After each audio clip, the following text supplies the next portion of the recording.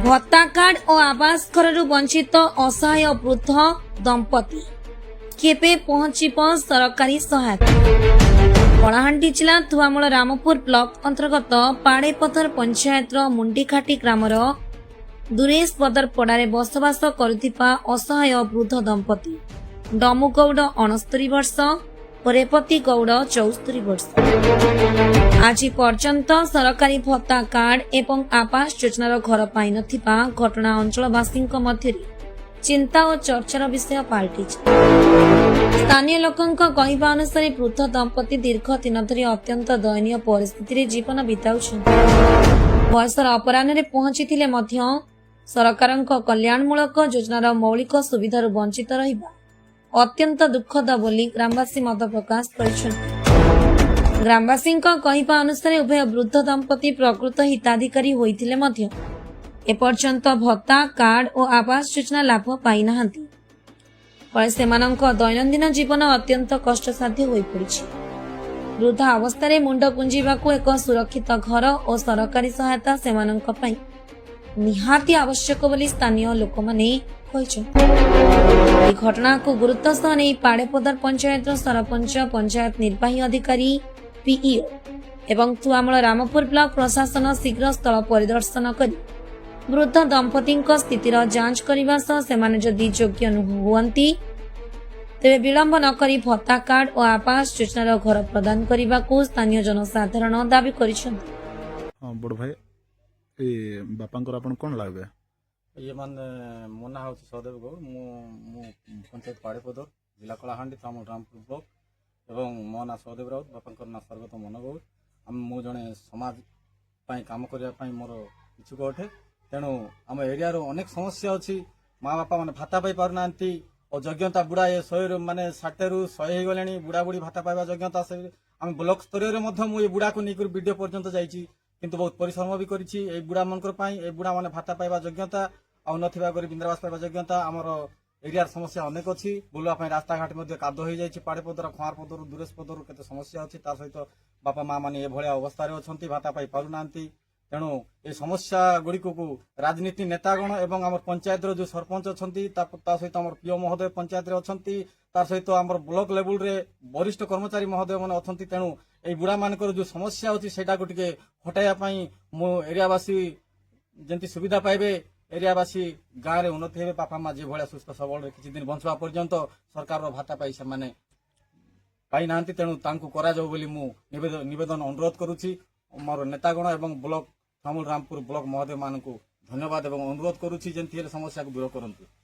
Thank you धन्यवाद। सरकार कल्याणमूलक योजनार मूल उद्देश्य हेउछि प्रकृत गरीब और असहाय परिवार को निकट में सरकारी सहायता पहुंचाई। घर मिलबार नहीं बेसी हीनस्ता रे गलगला रे अछि आएगा काम पाइटे न पारे करी केते हीनस्ता रे मैं चलुची महाप्रभु। आपण एबे कोन दाबी करूछन भत्ता लागि दाबी करूछन हां भत्तार लागि दाबी करूची महाप्रभु आपण आगा मके दया कर प्रभु। सरपंच के जणाइथिले हां जणाइची डॉक्यूमेंट देथिले हां डॉक्यूमेंट देइछु नहीं हैला। तमर बयस केते हला हेले 69 परिचय टिक दियन। हां रेवती गौड़ आपनकर बयस केते हला हां 70 भत्ता नहीं कितनी नहीं घर नहीं गोटे चौला का खाऊछु। आपण सरपंच के जणाइथिले कि हां जणाइलु डॉक्यूमेंट देथिले हां देली किछि करि देले के सरपंच नहीं जे आपण एबे केनता ही कि ना चलुछन आपण के घर अछि कि हां केरे गलगला रे घर नहीं कुड़िया नहीं हां घर नहीं कुड़िया नहीं गोटे चौला का खाऊछु।